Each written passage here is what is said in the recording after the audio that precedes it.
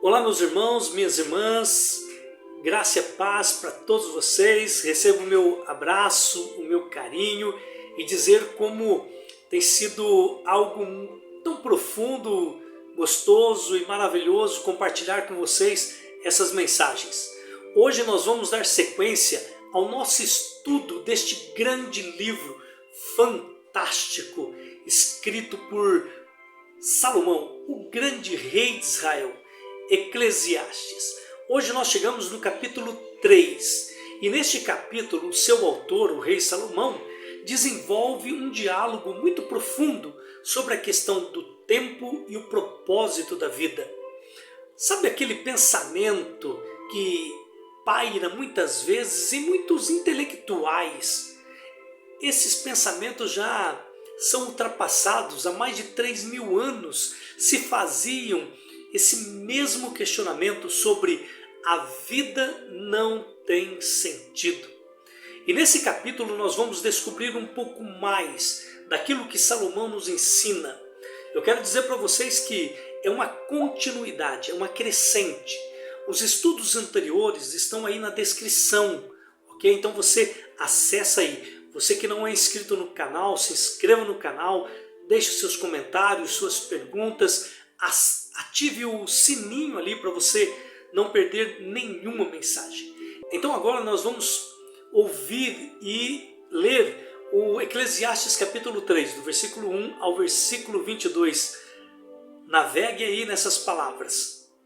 Há um momento certo para tudo, um tempo para cada atividade debaixo do céu.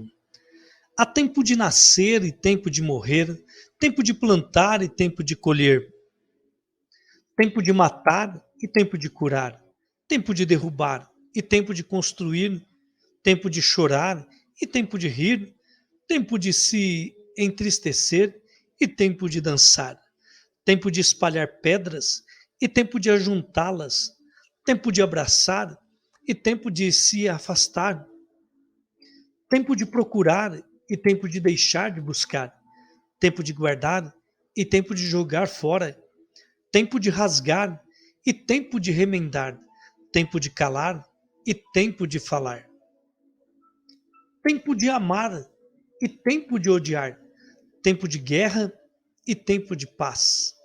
O que as pessoas ganham com tanto trabalho árduo? Vi o fardo que Deus pôs sobre toda a humanidade. E, no entanto, Deus fez tudo apropriado para o seu devido tempo. Ele colocou um senso de eternidade no coração humano, mas mesmo assim, ninguém é capaz de entender toda a obra de Deus do começo ao fim. Concluí, portanto, que a melhor coisa a fazer é ser feliz e desfrutar a vida enquanto é possível. Cada um deve comer e beber e desfrutar os frutos de seu trabalho, pois são presentes de Deus. E sei que tudo que Deus faz é definitivo, não se pode acrescentar ou tirar nada. O propósito de Deus é que as pessoas o temam. O que acontece agora já aconteceu antes. E o que acontecerá no futuro também já aconteceu, pois Deus faz as mesmas coisas acontecerem repetidamente. Observei também que debaixo do sol há maldade, onde deveria haver justiça. Sim, até os tribunais são corruptos. Disse a mim mesmo: no devido tempo, Deus julgará tanto os justos como os perversos, por tudo que fizeram. Também refleti sobre a condição humana, como Deus mostra às pessoas que elas não são melhores que os animais, pois tanto pessoas como animais têm o mesmo destino. Ambos respiram e ambos morrem. As pessoas não têm vantagem alguma sobre os animais. Isso não faz o menor sentido. Todos vão para o mesmo lugar. Vieram do pó e a ele retornam. Afinal, quem pode afirmar que o espírito dos seres humanos vai para cima e o espírito dos animais desce para a terra? Vi, portanto, que a melhor coisa a fazer é alegrar-se com seu trabalho. É isso que nos cabe na vida. Ninguém nos trará de volta para ver o que acontece depois que morremos. Amém. Que texto maravilhoso. Embaralha toda a nossa mente. E aí surgem as grandes questões. Mas é simples para nós que estamos estudando. E eu faço esse apelo para você. Se aprofundar mais nas Escrituras Sagradas. Buscar mais entender, ler a Bíblia e navegar entre cada página. Salomão aqui, nesse capítulo, começa assim nos dizendo: não existe nada que aconteça conosco por acaso.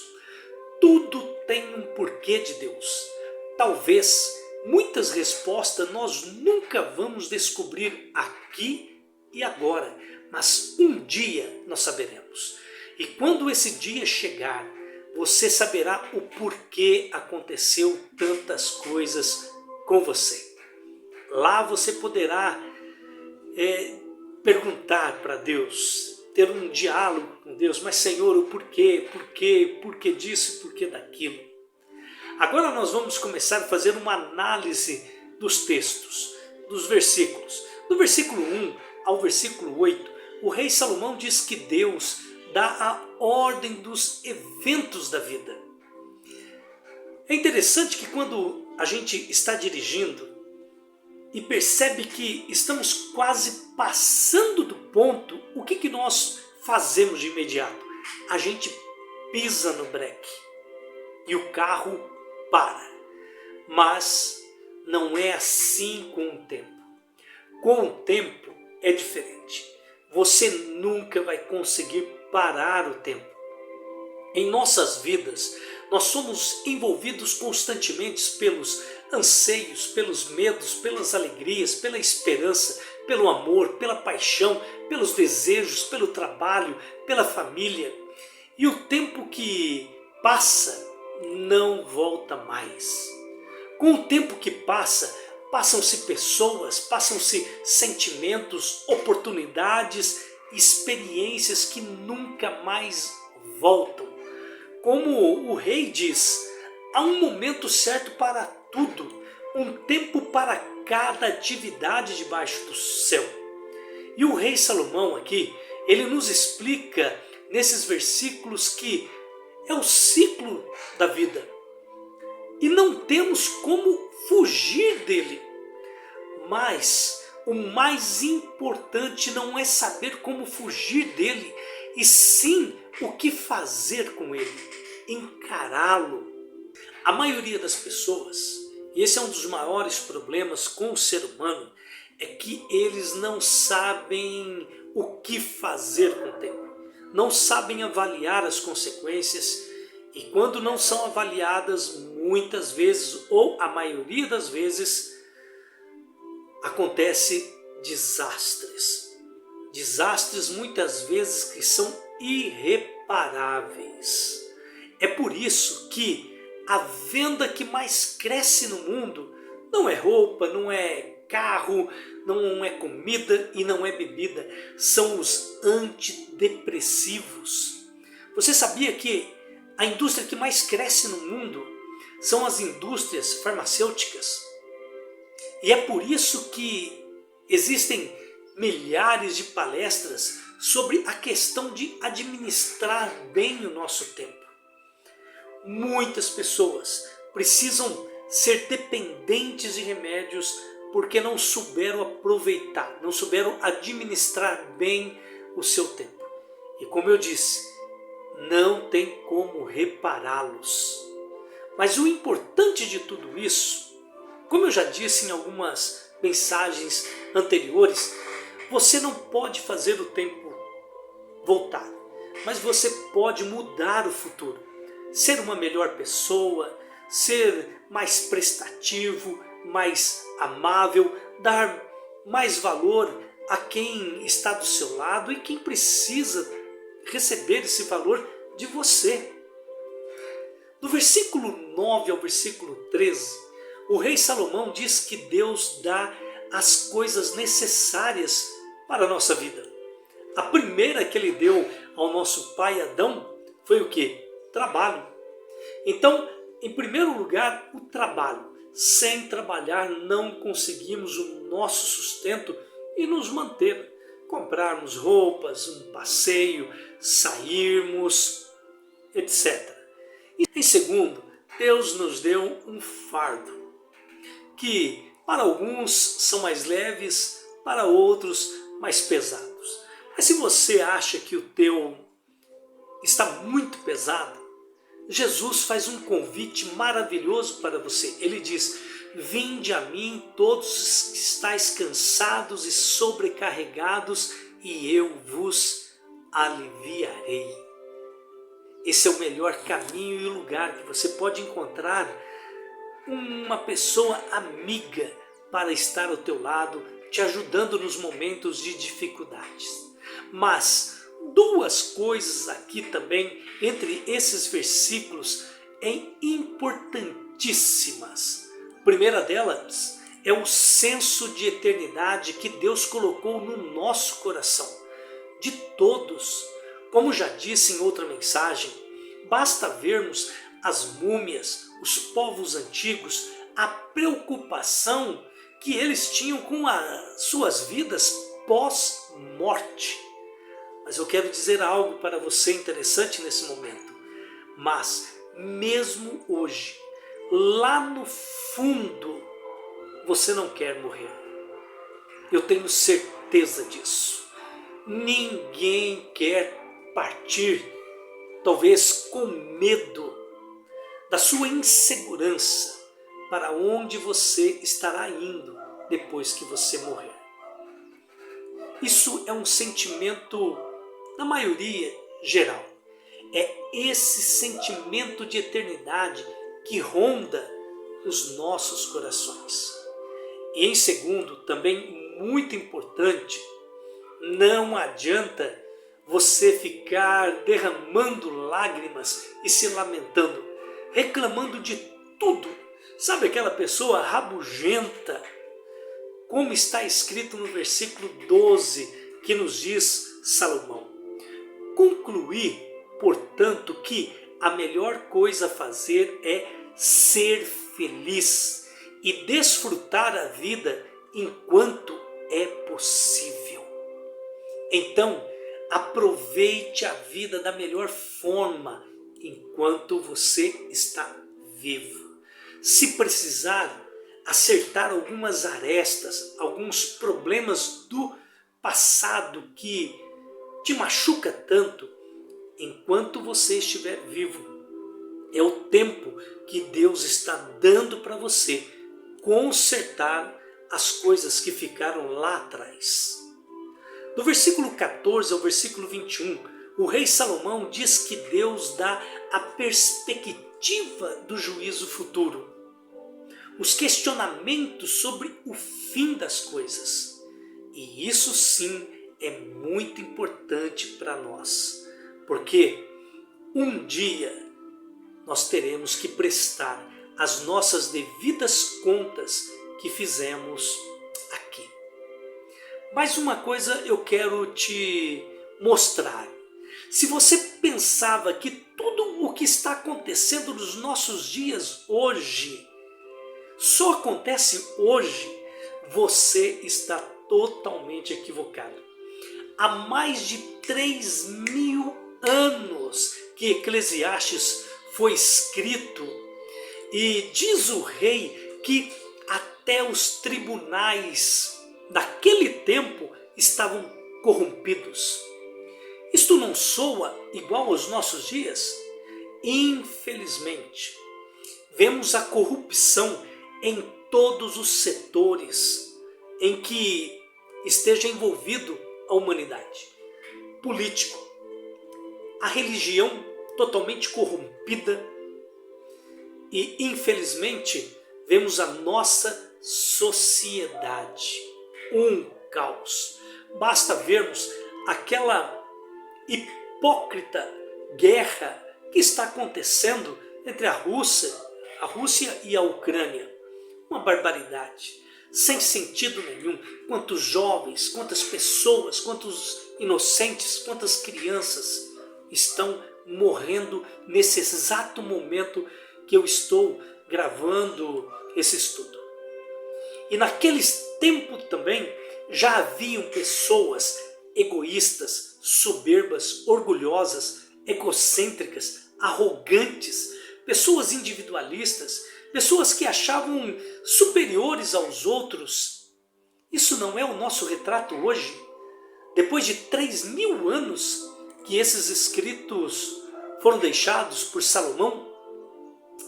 Salomão quer dizer que Deus julgará cada um segundo as suas obras e segundo a sua fé. Se nós, como diz o próprio Salomão, não somos melhores do que os próprios animais que são irracionais, como dizer que somos melhores que os nossos semelhantes? Ai de mim, se passar esse tipo de pensamento.